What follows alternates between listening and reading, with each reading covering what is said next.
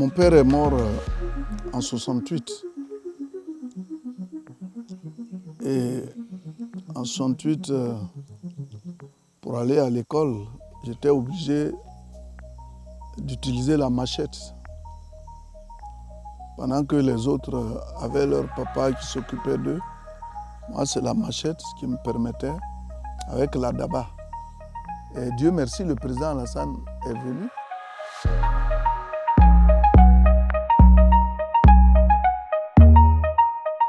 Le succès de ce pays repose sur l'agriculture. Rengaine célèbre de notre pays.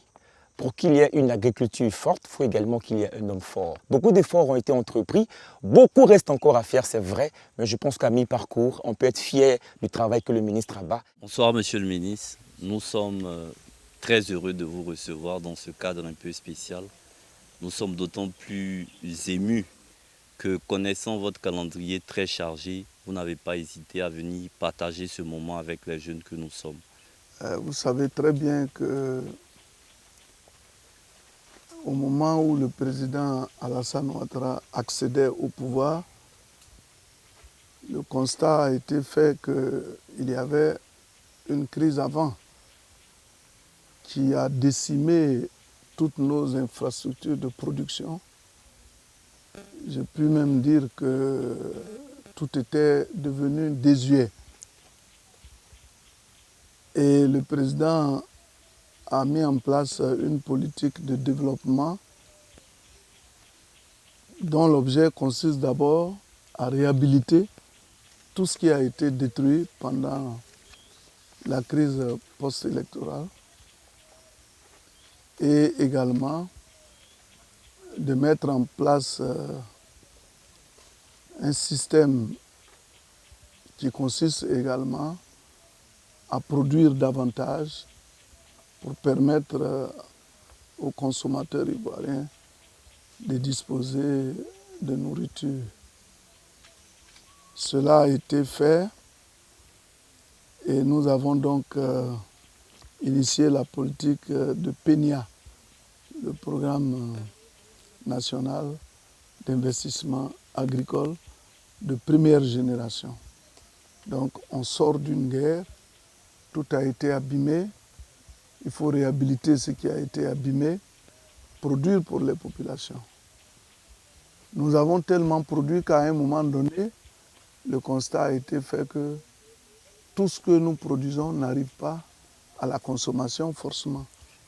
Parce qu'on n'a pas la possibilité de transformer tout au niveau des localités.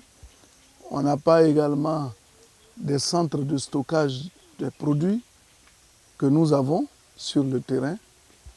Et donc, on est passé à la deuxième phase du programme, qui est la même chose presque, mais qui intègre d'autres données de deuxième génération.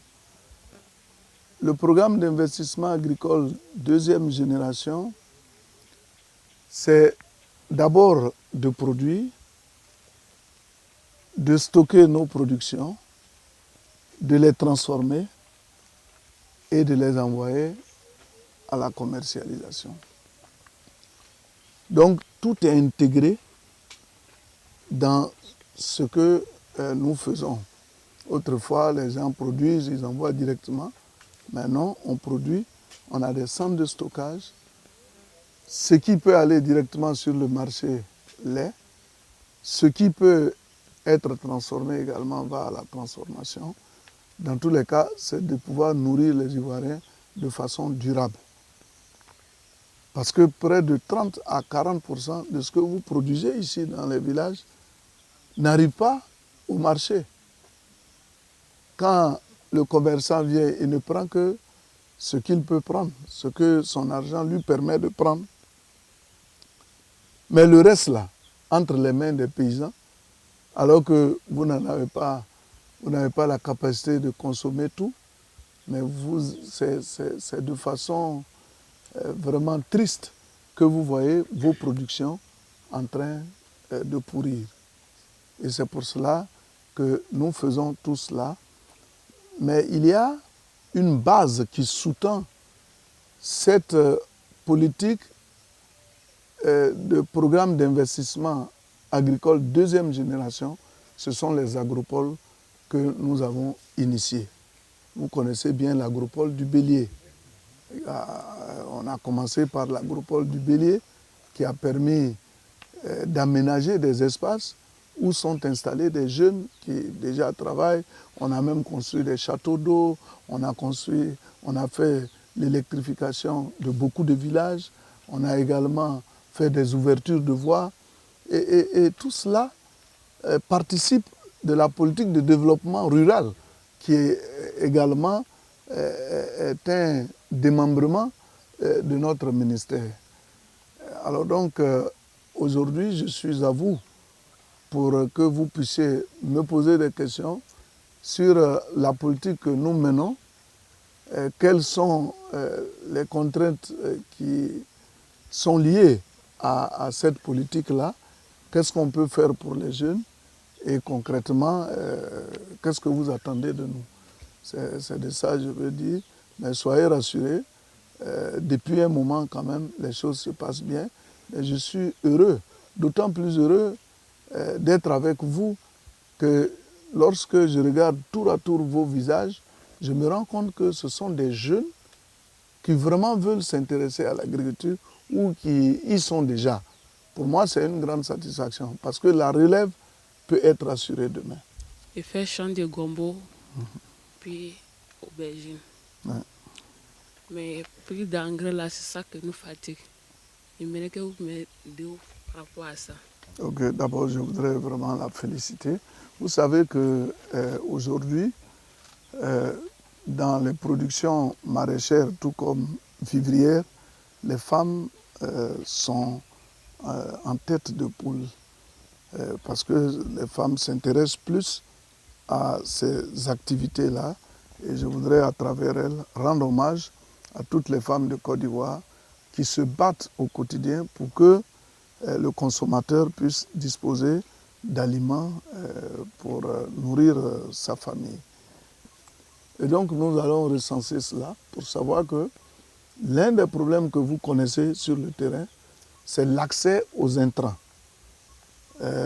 Avec bien sûr les crises qu'on connaît au niveau des pays d'où nous arrivent les intrants, mais au niveau de la Côte d'Ivoire, on est en train de mettre en place une politique qui consiste nous-mêmes à produire des intrants à partir de nos matières d'ici. C'est pour cela qu'au niveau des agropoles, on va former, il y a des centres de formation qui vont être intégrés dans les agropoles et qui vont permettre de donner des enseignements en ce qui concerne cette politique de produire soi-même son propre compost et être capable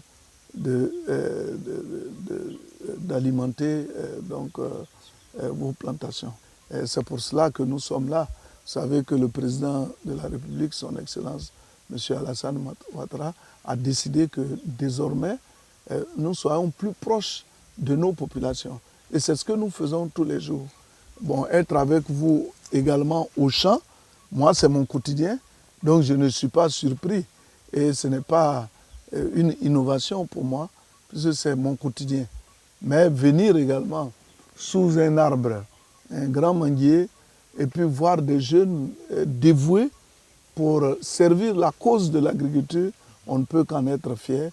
Moi, je voudrais plutôt vous appeler Papa Agriculture. Pourquoi je dis Papa Agriculture? Parce que quand je regarde derrière moi, des années en arrière, je vois un ministre qui a pris le secteur de l'agriculture et qui lui a donné aujourd'hui un autre visage. Ce matin, quand on nous a dit que notre papa venait ici, à Zata, franchement, j'ai un peu tiqué. Parce que pour moi, nos fonctionnaires sont toujours dans leur bureau en train de prendre des décisions. Et j'ai attendu, on m'a dit, il est passé d'abord dans une autre localité avant de venir ici. Vous êtes sûr que Papa Agriculture, c'est-à-dire notre ministre d'État, peut tourner dans toutes les localités puis venir ici? Actuellement, il est 17h30. Et encore à cette heure-là, qui est très avancée, vous êtes parmi nous ici à Zata. Vraiment, j'aimerais qu'on puisse vous applaudir. Ça me touche le cœur que vous veniez toucher du doigt nos réalités. Vraiment, je suis heureux. C'est pour cela que j'ai décidé de vous appeler Papa Agriculture. J'ai deux préoccupations. Ma première préoccupation, c'est une question qui est de savoir quand est-ce que le gouvernement, c'est-à-dire l'État de Côte d'Ivoire, va privilégier la production et la consommation du riz local sur le marché au détriment du riz importé. Et ma deuxième préoccupation, c'est vraiment une doléance pour dire que nous qui sommes dans le riz, aujourd'hui, nous sommes confrontés à une grosse difficulté qui est l'accessibilité à la main-d'œuvre. D'abord, je voudrais vous remercier pour les mots aimables que vous avez utilisés parlant de moi.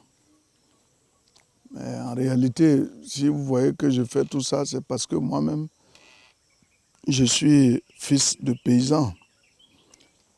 Et mon père est mort en 68. Et en 68, pour aller à l'école, j'étais obligé d'utiliser la machette. Pendant que les autres avaient leur papa qui s'occupait d'eux, moi, c'est la machette qui me permettait, avec la daba. Je peux même aller à l'école, je reviens à midi, les 2 heures là, je vais aller faire 100 buts quelque part, on me donne 75 francs et ça me permet de mieux me tenir pendant au moins une semaine.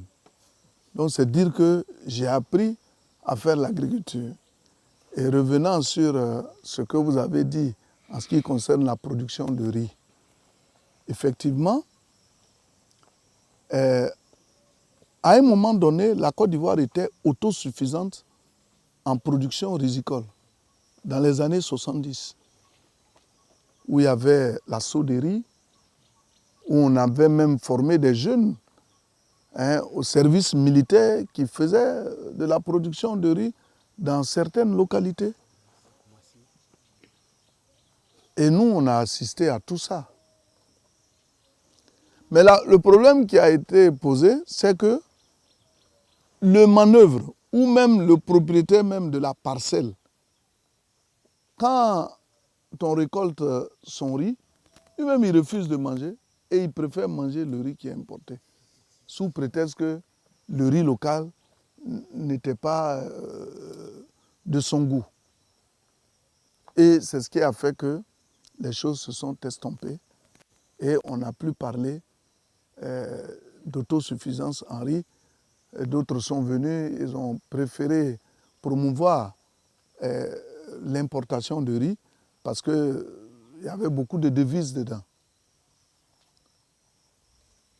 Et même tous les grands barrages qui avaient été construits, réalisés, tous ces barrages avaient été abandonnés.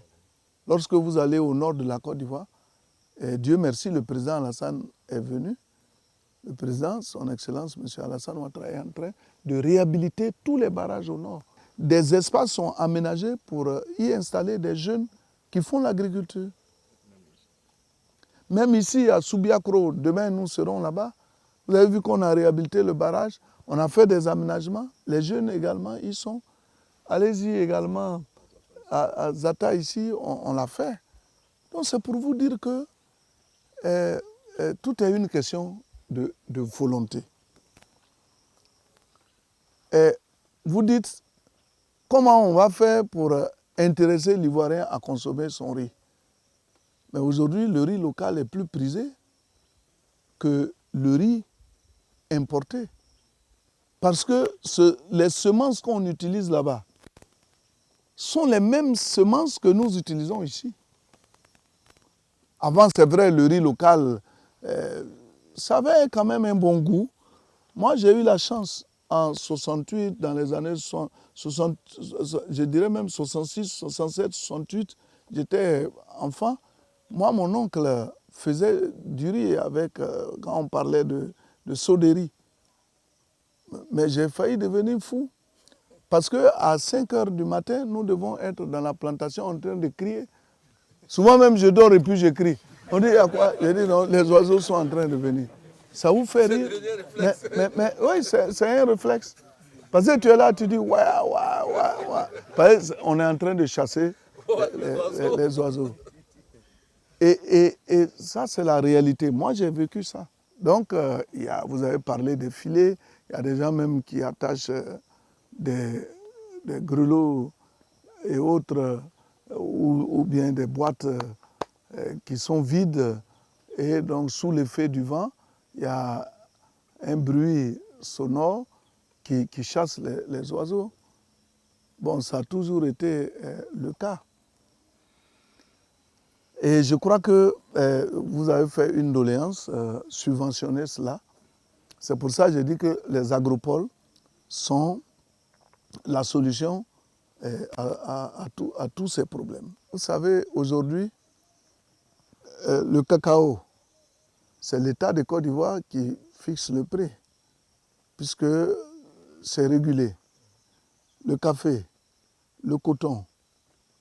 Mais il va arriver un moment où c'est l'État qui va fixer le prix du riz. Mais pourquoi? Parce qu'il y a l'interprofession riz qui vient d'être mise en place.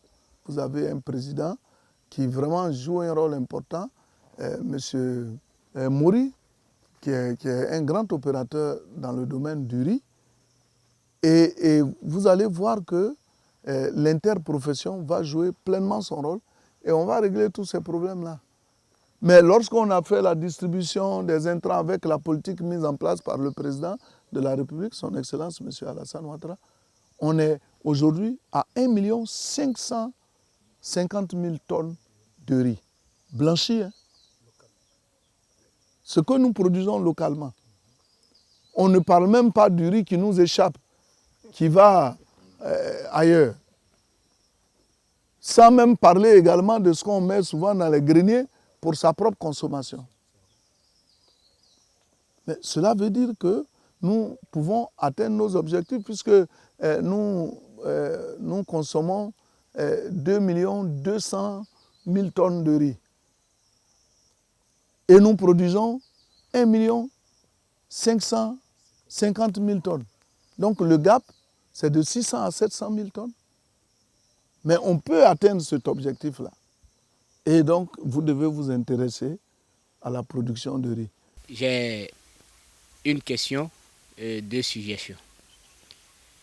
Bon, je vais commencer d'abord par les suggestions.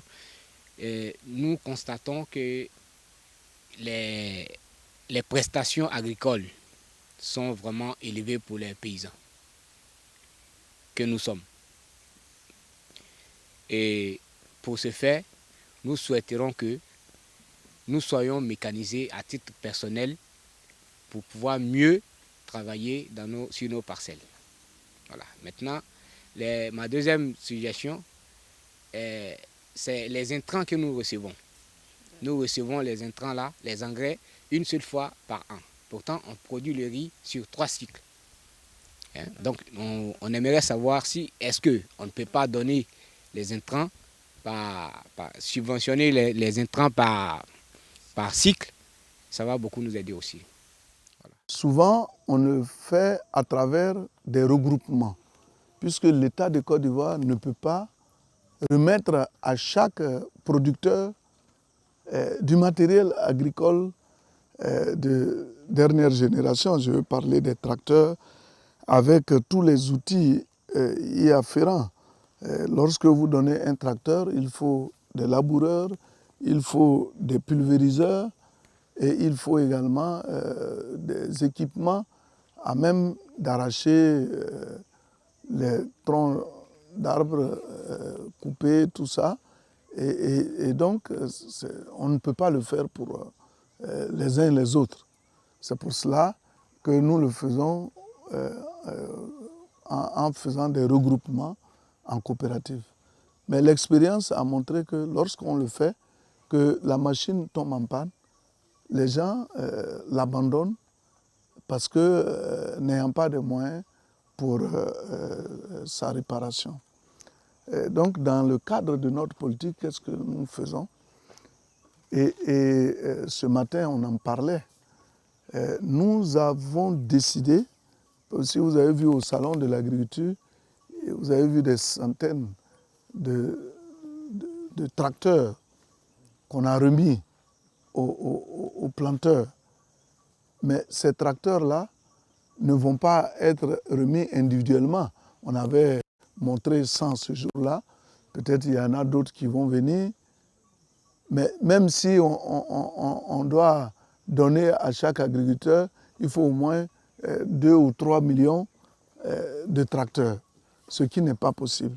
Et quand on donne le tracteur aux paysans, il ne sait pas tellement l'utiliser et il suffit de la moindre panne pour que ce soit abandonné. Donc ce que nous mettons en place dans le cadre des agropoles, c'est que nous allons mettre du matériel agricole qui va être subventionné. Et c'est cette politique qu'on est en train de vouloir mettre en place. Et dans le cadre également du projet PDCDV, il y a des outils qui sont même déjà acquis et qui vont être gérés par des personnes assermentées et qui vraiment vont faire des prestations sur le terrain en vue de vous soutenir. Vous avez parlé des engrais. Bon, ce qu'il faut retenir, c'est que les engrais sont subventionnés par l'État de Côte d'Ivoire. Il faut déjà dire merci au président de la République parce que depuis que la Côte d'Ivoire,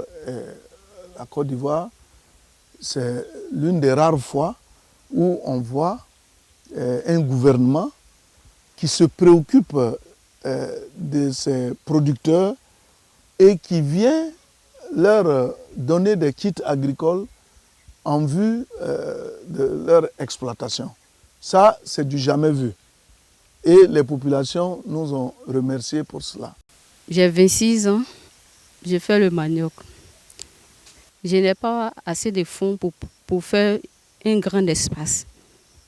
Ma question est comment avoir les fonds pour agrandir mon activité. Madame, votre question est simple. Comment on peut faire pour vous aider?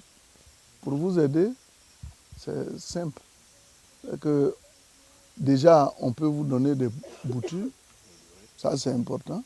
On peut vous donner de l'urée, de l'engrais. Et puis, bon, on peut vous appuyer outre mesure. Juste pour terminer, nous allons vous inviter à un petit défi. Vous l'avez dit vous-même, vous êtes paysan et fils de paysan. On va juste vous demander, parce qu'on est dans un champ de manioc, de nous montrer par la pratique comment bien déterrer une bouture de manioc, si vous le permettez. Oui, il n'y a pas de problème. Et vous savez, chez moi, c'est l'igname. Hein. Lorsque on fait la butte d'igname, on met à côté une bouture de manioc. Et lorsque la racine doit s'enfoncer, ça passe d'abord par la butte avant d'aller en profondeur. Donc au moment de déterrer, c'est plus facile. Ou bien souvent même on fait des petites buttes à l'intérieur desquelles on met les boutures. Et donc pour enlever, c'est encore plus facile. Mais ici, la terre est plate, vous n'avez pas fait de butte, vous avez planté. C'est sûr que pour déterrer, ça va être difficile. Mais comme vous voulez m'essayer, allons sur le terrain.